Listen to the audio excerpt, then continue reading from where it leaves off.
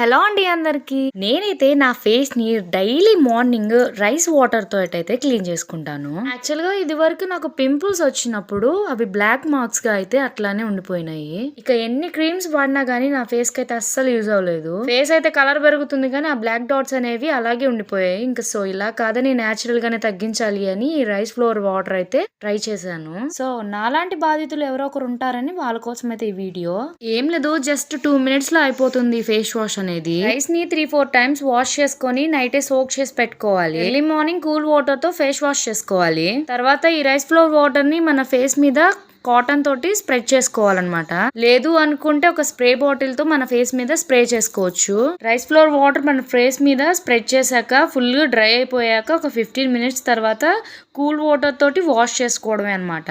Just 2 minutes లో అయిపోయే face wash ఇది. బెస్ట్ ఫేస్ వాష్ అని వాడాక మీరే చెప్తారు. సరే ఉంటా మరి, బాయ్.